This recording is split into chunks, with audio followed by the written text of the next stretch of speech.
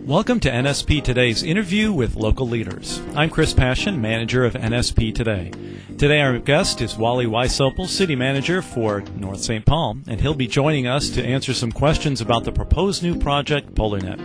In case you've not heard about the project, PolarNet is the proposed development of a complete fiber optic utility that would make available telephone, television, and high-speed internet to every home and business in North St. Paul, featuring interactive television and fiber optic internet connections directly to the home or business.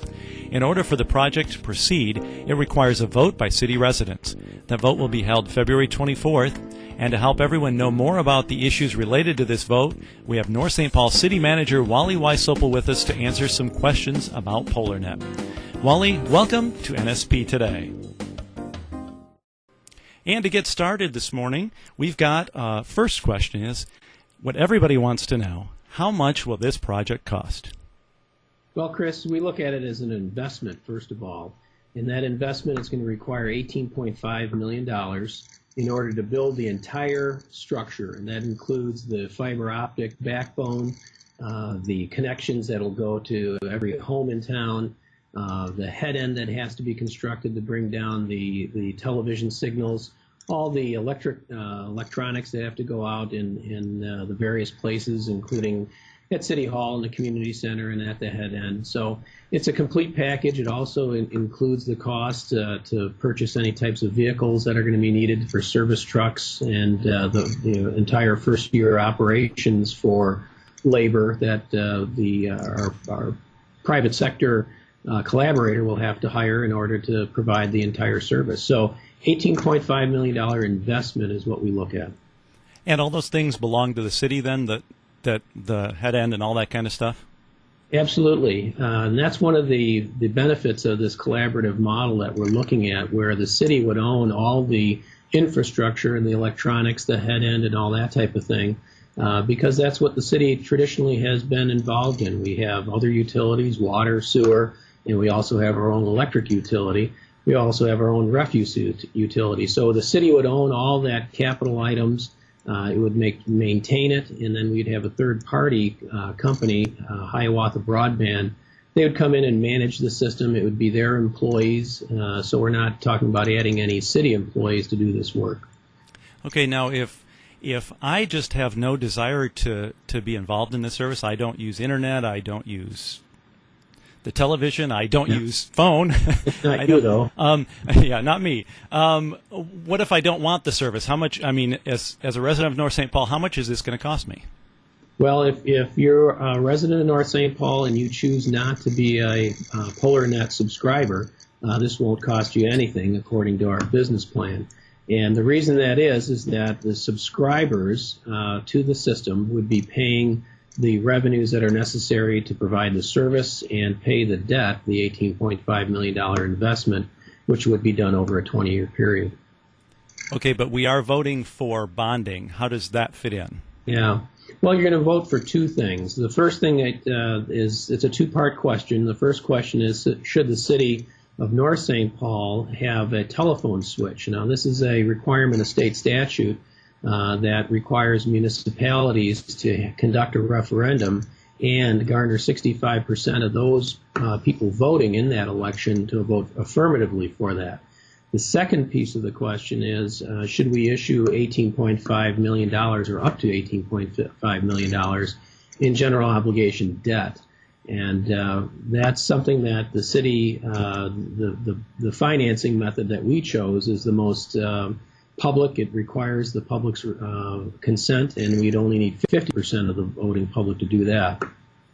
Okay, so bottom line is that according to the plan, if I don't take any of these services, I'm not going to pay.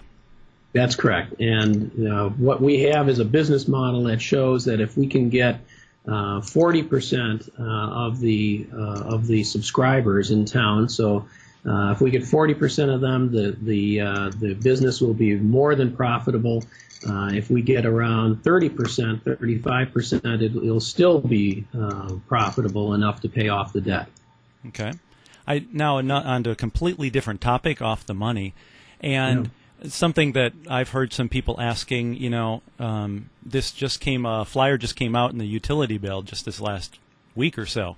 And this is the first thing they've heard about it. Why, some people are saying, why this rush to do this in a hurry? Can you address that? Well, sure.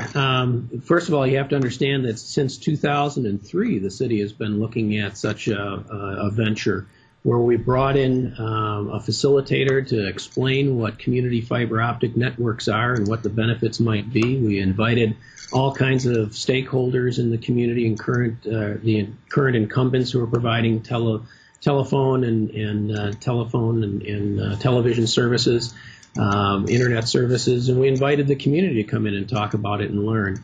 And the end result of those community forums was the city should get involved with this. And so over the last few years, we've been putting together different scenarios and figuring out the cost. And it's been out there in the public. I think it's one of those things that people don't pay too much attention to, unfortunately. But it's something that if we get this vote done in February in the special election, that'll give us the opportunity to construct the network this spring and summer and make available those services by the end of next year.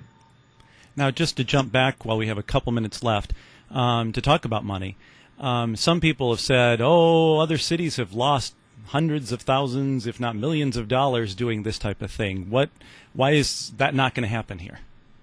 Well, we've looked at those cities and we analyzed what they did well and what they did wrong. And we also looked at the number of cities like Burlington, Vermont, who has a very prosperous municipal fiber optic system, and analyzed what they did well and asked them what would they do differently.